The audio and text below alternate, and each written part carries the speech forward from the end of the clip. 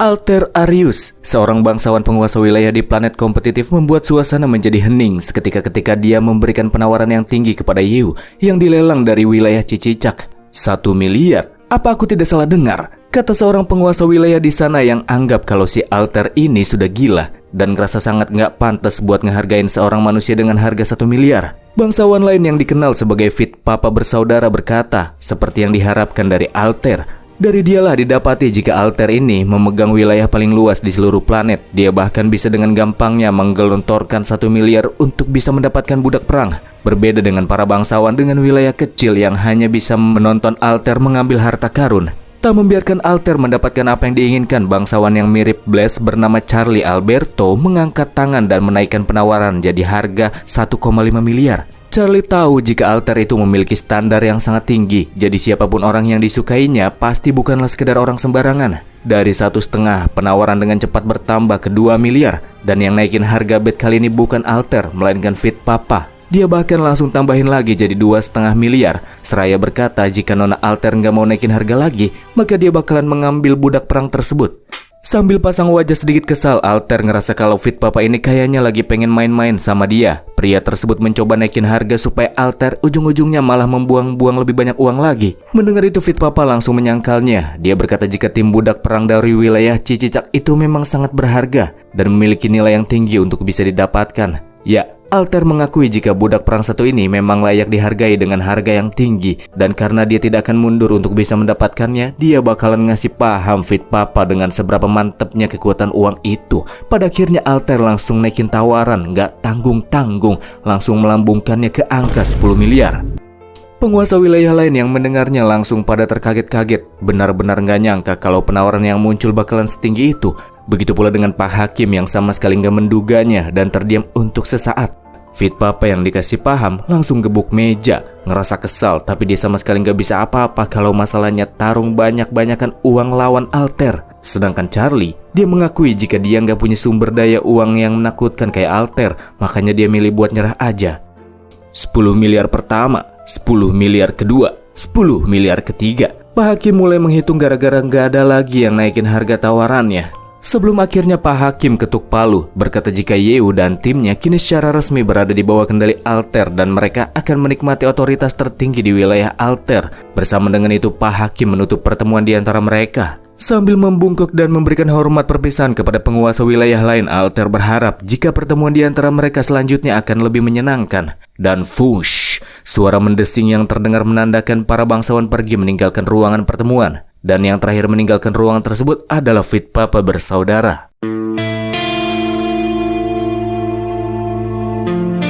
Selanjutnya kita akan beralih ke Yeu yang lagi keluar buat nyari-nyari beberapa informasi yang berkaitan dengan planet tersebut. Yeu juga pengen nyari tahu tentang si Arnold dan juga kelompoknya. Karena waktu luang yang sangat terbatas, Yeu berharap bisa menemukan info yang penting. Jalan-jalan keliling kota, Yeu bisa melihat ada area kumuh di pinggiran kota. Di sana ada tukang jualan sate cacing yang nawarin makanan. Ada juga anak-anak gembel yang lagi kelaparan. Namun di seberang area kumuh tersebut terlihat ada bangunan-bangunan mewah, transportasi terbang yang begitu modern. Ada juga tayangan berita virtual yang lagi beritain kalau pertempuran pamungkas Ultimate Battle akan segera dimulai. Dan orang-orang di sana bisa pasang taruhan pada acara pertarungan tersebut. Dari sini Yeu jadi tahu kalau wilayah yang dipegang sama Cicicak ini terbagi menjadi dua, dengan jurang pemisah yang sangat besar antara si kaya dan si miskin. Dan sekarang Yeu lagi berada di wilayah perbatasannya. Meskipun Cicicak yang memerintah wilayah ini sudah meninggal, namun situasinya masih belum ada perubahan. Di lain hal, berkat hak istimewa yang Yeu miliki, sekarang dia bisa dengan bebas melihat peta dan informasi bangunan-bangunan di sekitarnya. Dan untuk mengumpulkan informasi, dia sudah menentukan akan pergi ke tempat-tempat yang ramai. Setelah berjalan-jalan sebentar, Yeu akhirnya sampai di sebuah bangunan yang sepertinya cukup ramai. Dan itu adalah tempat trading center alias tempat berjudai. Baru ada di luar pintu masuknya saja, Yeu dengar suara banyak orang.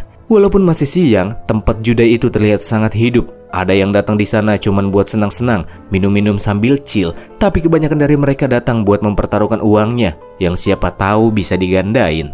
Seorang pria dagu pantat bersikap heboh, nunjuk-nunjuk orang sambil ngomong, Itu kan si Yeu, pemenang dari babak final sebelumnya. Dan ya, tak lama setelahnya Yeo masuk ke sana, identitas MC langsung ketahuan sama banyak orang. Sebagian dari mereka senang ngelihat Yeo karena para penjudai yang masang Yeo pada pertarungan arena sebelumnya sekarang jadi kaya raya. Tapi ada juga yang kesel, mereka bangkrut gara-gara nggak pasang Yeo. Padahal selama mengumpulkan informasi, Yeo nggak pengen terlalu narik banyak perhatian. Tapi nampaknya hal itu sudah tak terhindarkan sekarang. Tetapi ada hal yang aneh, meskipun ada sebagian orang yang kesal sama Yeo, mereka semua kini pada menjaga jarak. Dan tak ada yang melewati batas sampai-sampai pengen mukul dia. Yang lemah tidak pernah menantang yang kuat. Yeo bertanya-tanya apakah itu merupakan aturan bertahan hidup yang ada di planet ini. Meskipun Bang MC nggak pernah mundur sekalipun jika ada orang yang kuat yang mencoba mengganggunya, tapi situasi sekarang nggak buruk-buruk juga. Karena orang-orang pada menjaga jarak, jadi semuanya bakalan jauh lebih mudah. Yeo kemudian manggil seorang pelayan di sana dan bertanya di mana dia bisa melihat informasi tentang wilayah lain. Dengan kalimat terbata-bata, si pelayan minta Yeo buat nunggu sebentar. Pelayan tersebut pengen hubungin bosnya dulu gara-gara dia nggak punya akses ataupun wewenang untuk memberitahu informasi yang dipengenin sama Yeo. Sepertinya itu termasuk dalam informasi kelas atas. Pas nelpon bosnya, pelayan satu itu langsung diomel-omelin dan nyuruh supaya langsung aja bawa Yeo ke ruang VIP tingkat tertinggi dan sajikan makanan serta minuman terbaik untuknya. Dan kalau si pelayan sampai bikin Yeo nggak seneng, si bos bakalan bunuh dia. Setelah nelpon bosnya, si pelayan langsung nganterin Yeo menuju ruang VIP tingkat tertinggi dan di sana akan ada staf khusus yang siap buat melayani semua kebutuhannya. Inilah otoritas yang didapatkan oleh sang pemenang pertarungan arena. Dia akan dihormati di banyak tempat. Yeo juga jadi sangat terkenal. Dia udah kayak gorila di kebun binatang. Pas jalan masuk ke ruang VIP, di belakangnya ada banyak orang-orang random yang moto-motoin dia.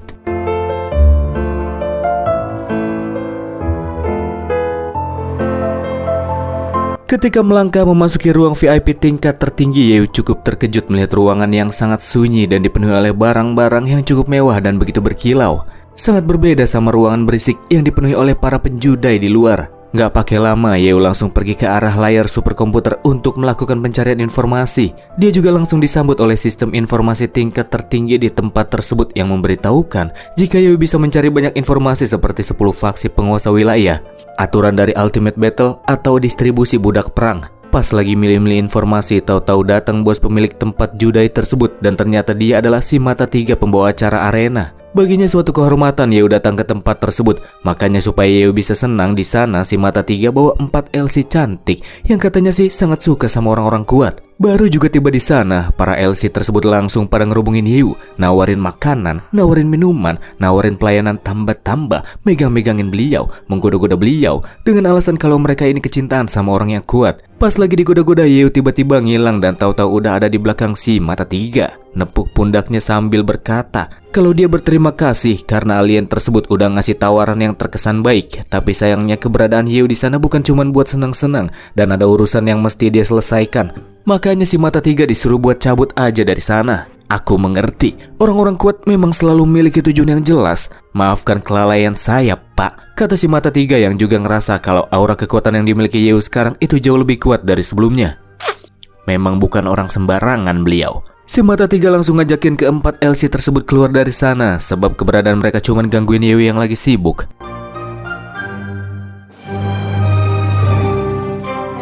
Setelah mereka pada cabut, Yeo lanjut melakukan pencarian. Kepada sistem VIP, dia minta informasi tentang 10 bangsawan dan minta ditampilkan kekuatan tempur di bawah komando mereka. Tak butuh lama bagi sistem untuk menunjukkan apa yang Yeo minta. Di antara 10 bangsawan penguasa wilayah, ada beberapa yang paling menonjol. Di antaranya ada Charlie Alberto, penguasa dataran tinggi Taros. Dia adalah sosok yang mahir dalam peperangan di pegunungan dan para petarung yang dia miliki sebagian besar adalah petarung jarak dekat. Di antara para petarungnya ternyata ada Ji Wang Chuan, ketua Ji. Yeo bersyukur rekan satu itu masih hidup. Wang Hao ada di bawah komando penguasa Rims bernama Hetan King di kota Samudra. Hetan King mahir dalam peperangan laut dan awaknya sebagian besar terdiri dari bajak laut dan makhluk laut. Penguasa wilayah padang es adalah Thornton yang mukanya mirip babi. Petarungnya sebagian besar asasin dan mage, diantaranya ada Shulu. Selain ketua Ji, Wang Hao dan Shulu keberadaannya telah berhasil ditemukan. Mereka semua nampaknya ditugaskan dalam wilayah yang sangat sesuai, seakan-akan tidak seperti mereka ditempatkan secara acak. Ketika melanjutkan pencarian informasi, sistem tak lagi menemukan petarung yang Yeo cari, alias rekan-rekan sisanya. Atau bisa jadi mereka ada bersama bangsawan yang informasinya sangat dirahasiakan. Rekan Yeo sisanya ada si paman, Yin Huan, dan Poseidon. Dengan kemampuan 3 orang tersebut mestinya mustahil nggak ada yang melirik mereka. Yeo hanya bisa berharap mereka pada aman-aman saja. Di lain hal, Yeo juga telah menyadari jika Ultimate Battle yang dimaksudkan merupakan pertarungan antar tim-tim di bawah semua penguasa wilayah, hingga akhirnya muncul satu pemenang tunggal. Bagian terburuknya adalah nanti Yeo bisa saja dihadapkan pada situasi di mana dia mesti menghabisi nyawa rekan-rekannya sendiri. Tentu saja Yeo tidak akan membiarkan hal itu sampai terjadi, dan dia akan mencari jalan keluar dalam masalah tersebut. Para bangsawan dapat merahasiakan informasi mereka dengan sangat baik, beda sama Cicicak yang terlihat nggak peduli dan nggak ada sama sekali informasi yang dirahasiakan dari wilayahnya. Makanya sekarang meskipun sudah melakukan pencarian, tapi Yeo nggak bisa nemuin info lebih lanjut tentang teman-temannya. Dengan kekuatan yang sekarang, Yeo ngerasa masih belum sanggup berhadapan dengan para penguasa wilayah lain. Jadi dia berpikir untuk mencari cara membuka lebih banyak akunnya. Di tengah pencarian, sistem menyebutkan jika Yeo sekarang telah diakuisisi oleh Lord Altair, sang penguasa Arkadia, dan diminta untuk segera melakukan konfirmasi. Altair Arius adalah bangsawan yang memiliki wilayah terbesar dan paling makmur di seluruh planet kompetitif yang didapatkan dari para pendahulunya. Sistem perdagangan membuat kota bernama Arkadia tersebut berkembang dengan pesat dan membuatnya memiliki modal yang melimpah. Tapi karena mekanisme seleksi budak perang yang terlalu longgar, kekuatan tempurnya di antara 10 bangsawan secara konsisten cuma berada di peringkat tengah ke bawah. Tidak seperti bangsawan yang lainnya, dia tidak memaksa budak-budak perangnya untuk saling membunuh. Justru sebaliknya, Altair malah memberikan kebebasan bagi mereka. Hal ini sangat amat bertentangan dengan mekanisme primitif dan kejam dari planet kompetitif. Makanya wajar kalau peringkat kekuatan tempurnya jadi nggak terlalu tinggi. Ketika melihat jumlah yang diberikan kepada tim Yeo, Yeo langsung kaget bukan main. 1.000, 10.000, 100.000, sejuta, 100 juta, semiliar, ternyata 10 miliar. Dari sini Yeo bisa langsung tahu kalau Altair itu orang super kaya yang sangat baik hati. Yeo suka sama orang-orang kaya kayak gini. Tapi yang Yeo nggak mengerti ialah kenapa bangsawan tersebut rela menghabiskan banyak sekali uang hanya untuk mendapatkan timnya. Selain itu, langkah yang dia ambil sangat bertentangan dengan Altair yang biasanya lebih berfokus pada perdagangan. Apakah dia hanyalah orang bodoh yang hanya terlalu punya banyak uang? Ataukah ada agenda lain yang dimiliki oleh bangsawan tersebut? Setelah bergabung dengan faksi Lord Altair, Yeo selanjutnya bisa melihat informasi lebih lanjut terkait dengan dirinya. Mencari informasi lebih dalam, pas lagi nunggu loading, Yeo berharap agar dia bisa bertemu lagi sama rekan-rekan lainnya. Dan ternyata benar saja, di antara para petarung Yeo menemukan Yin Huan yang juga ada di dalam faksi Altair. Sangat bagus, karena dengan demikian maka selanjutnya dalam Ultimate Battle Yin Huan gak akan kena tampol Bang MC. Di tempat lain, seekor monster terlihat sudah sekarat ketika di kepalanya tertanam sebuah pedang. Pedang yang cukup familiar itu adalah milik Yin Huan yang sedang menatap ke arah langit. Di bawah kakinya ada banyak robot-robotan dan dia baru saja menyelesaikan tahap sebuah sesi latihan.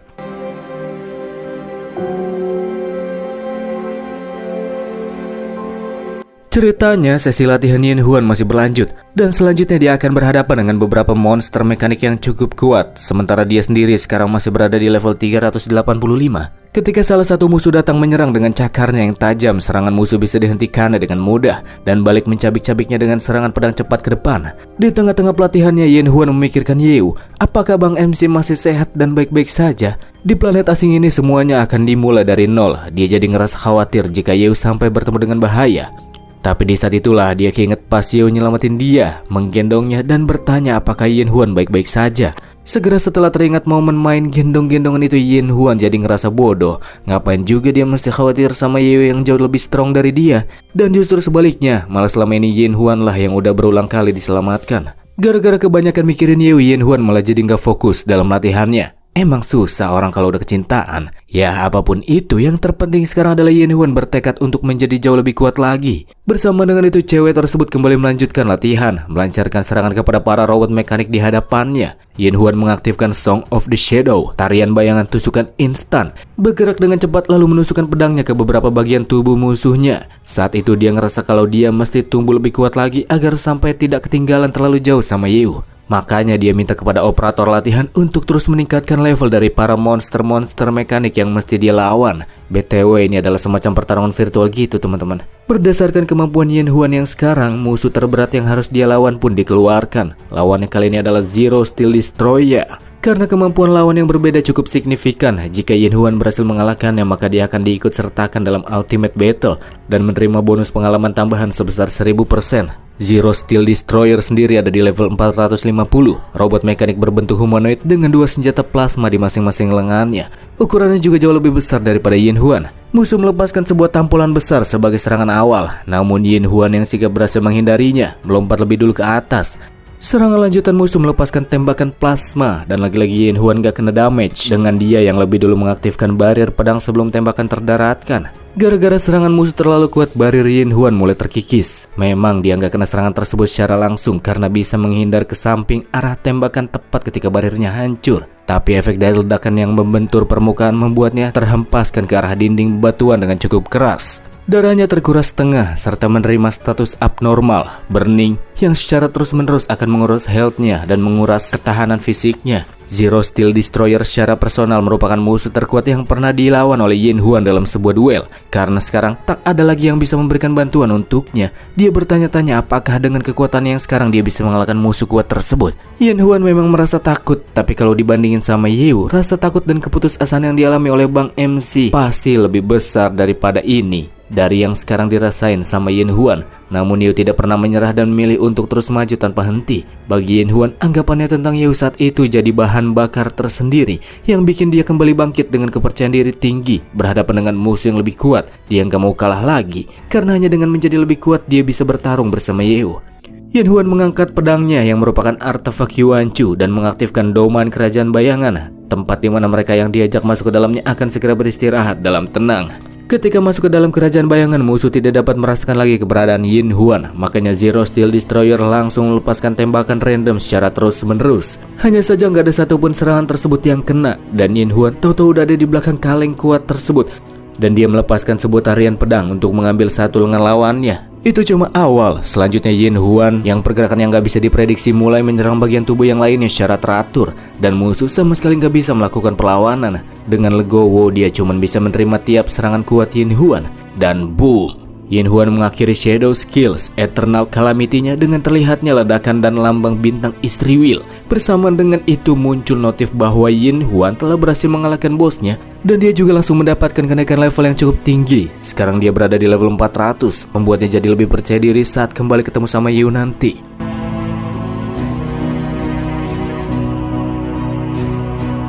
Setelah pertarungan selesai, ada seorang makhluk kulit ungu yang datang dan langsung teprok-teprok memuji Yin Huan yang dianggap luar biasa. Dan ternyata itu adalah Arnold. Dia adalah kepala urusan internal Arcadia, datang dan berkata jika Yin Huan yang sekarang sudah jauh lebih kuat daripada pertemuan mereka terakhir kali. Yin Huan yang sekarang memang udah lebih kuat, tapi dia ngerasa kalau kekuatan itu masih belum cukup. Karena kan manusia emang gak ada puas-puasnya, kata Mama. Karena sudah berlatih dengan sangat keras, Arnold minta Yin Huan buat istirahat sejenak dan minum Star Brew yang dia bawa. Itu adalah minuman energi yang bisa dengan cepat memulihkan energi seseorang. Tapi Yin Huan langsung nolak pemberian Arnold. Arnold bertanya, kenapa Yin Huan gak pernah ngelepas topengnya dari awal sampai akhir? Apakah ada semacam alasan kenapa dia gak mau nunjukin wajahnya? Atau apakah dia cuma gak pede aja sama mukanya? Yin Huan menjawab kalau dia tuh bukan kurang pede, dan dia hanya akan menunjukkan wajahnya kepada orang-orang yang dia sukai. Oh, terus gimana caranya supaya jadi orang yang kau sukai? Kata Arnold. Ada beberapa syarat sih, tapi yang pertama-tama orang tersebut harus lebih kuat dari dirinya, kata Yin Huan. Oh, kalau begitu aku pengen mencobanya, kata si Arnold yang tahu-tahu udah ganti ke mode berantem dan megang sebuah pedang sambil nunjukin perut kotak-kotaknya. Kayaknya cowok kulit ungu satu ini suka guys sama Yin Huan. Sayang sekali dia nggak tahu kalau Bang Yu itu nggak tergantikan. Karena udah selesai beristirahat, Yin Huan menerima tantangan dan dia akan menjadikan Arnold sebagai rekan latih tandingnya. Mereka berdua pun melakukan duel tanpa menahan diri.